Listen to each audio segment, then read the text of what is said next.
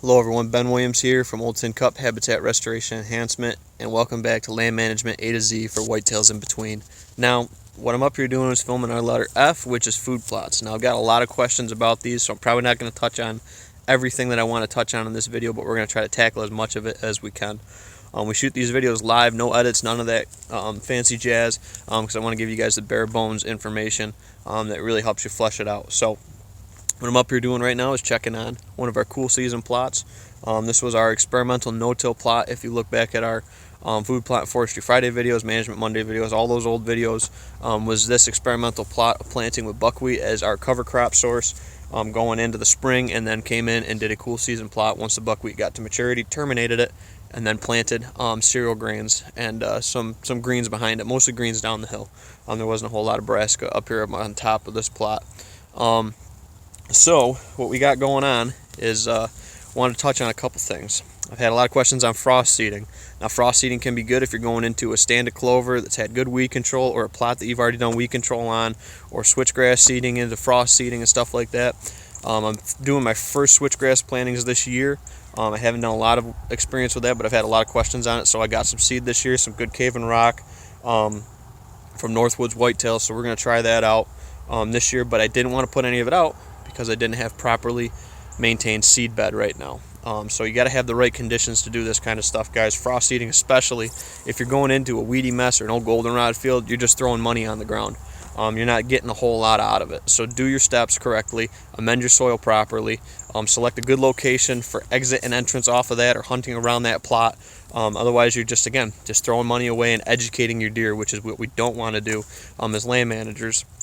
And we're not being very beneficial and effective with our time. So what I want to talk about is talking more into plantings like this. Now, this is a little obviously tore up from the Mini X, where we got up in here and expanded this plot up on First Trail. Added just about a whole acre and a quarter, I think is what it equated out to on this plot by doing that expansion. But we leaned on these cereal grains really heavy in this blend. They're very good, get very good seed to soil contact, will germinate pretty much right on top of the ground if you've pressed them in good with a good packer and have a good thatch layer over the top for moisture retention. This is winter wheat and a little bit of cereal rye.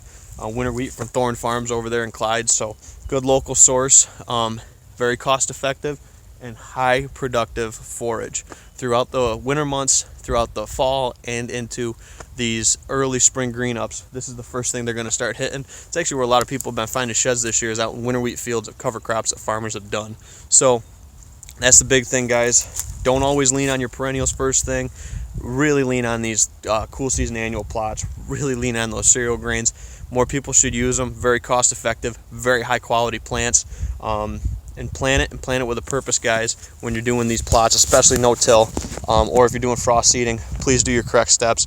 Always get a soil test, amend your soil property with lime and fertilizer and everything, and select the correct species for what you're trying to do and accomplish. So, and I think a big piece of that is utilizing more of these cereal grains in your food plots. So that's our letter F, guys, is food plots. If you guys have any questions about doing more of these no-till plots, we're going to be doing a lot more videos on them and featuring a lot of stuff coming up in future videos. If you like this, please give us that thumbs up.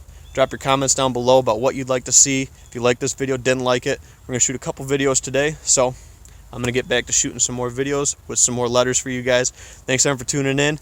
Subscribe to the channel if you'd like to get all of our updates on videos. And I can't thank you guys enough. And I'll see y'all next time here in the field. Take care, guys.